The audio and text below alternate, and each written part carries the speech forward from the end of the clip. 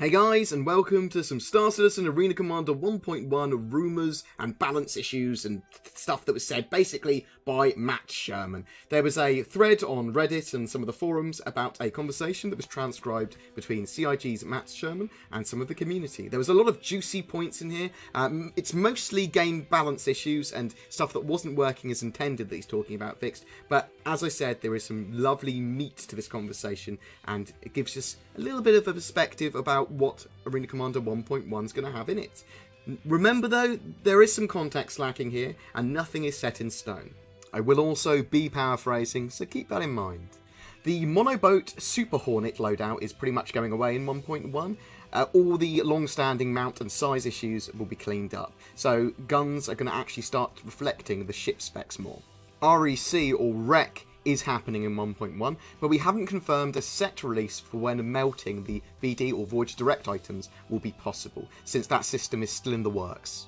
The Class 2A, 2B and Size 2 gimbal mounts, which were incorrectly working, allowing people to use Size 3 weapons on them, should be all removed and replaced in 1.1.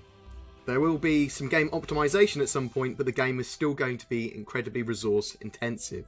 A Cutlass Blue will have more hull armor / health than a Super Hornet. The Super Hornet shield can match a Cutlass Black or Red, but the Cutlass Blue has a more powerful max shield.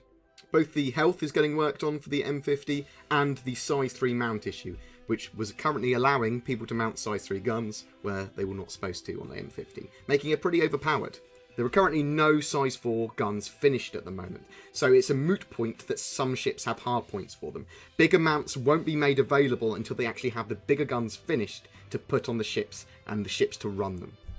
The Cutlass's turret is being fixed in 1.1. Expect the mounts and loadout restrictions to match that of the ship specs page. The turret was supposed to be a size 2, not a size 4. The 350R will be a stronger interceptor when weighed against the M50 in 1.1, just on the mount and loadout changes. The 350 could outrun an Avenger, but if the Avenger gets steady fire on the 350 with a Tiger Shrek, that will wreck it. Plus the Avenger has some cargo capacity, so if you want to bounty hunt, you could take the guy alive. The Avenger has more kill force, whereas the 350 has more speed. No one ship should have it all. Sledges have been buffed, but there's a few issues that they're currently working on to get them cleaned up. The Super Hornet will probably be getting the biggest nerf when we fix the mounts. The Super Hornet has still got its 6 guns, it's just not going to be able to use 6 size 3 guns anymore. Every weapon mount is being revised, not just the Super Hornet mounts. The handling on the Cutlass is intended to be kind of a pilot skill check. Some of the speeds may be a little fast, but there's always going to be some aspect of oversteer as with all turning and rolling. But the trade-off is that the Cutlass currently has the fastest boost / manoeuvring in game currently. Counter boosting out of a roll is also part of the plan thought, but it should take a lot to kill the roll, like I normally boost into a spin, but then have to tap boost to kill the spin. Matt then goes on to talk a little bit more about the skill involved in the Cutlass dodging missiles and all that sort of jazz.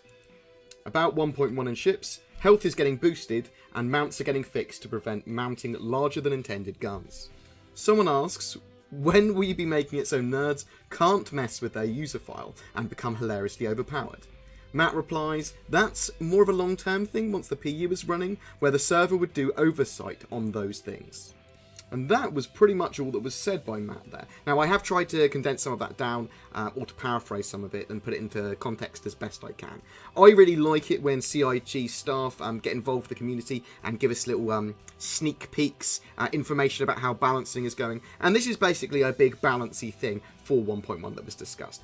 I hope that was informative, guys. I hope that helps you in the verse, or at least gives you some information about 1.1 to wet your whistle, as it were. Please don't forget to like and subscribe, it really does help me. And if you've heard any other little tidbits or little rumours about Arena Commander 1.1 or any other information about it, feel free to chuck it in the comments below. I will read it and probably compile it into some sort of data pad at some point. Thank you very much, guys, and I will see you in the verse.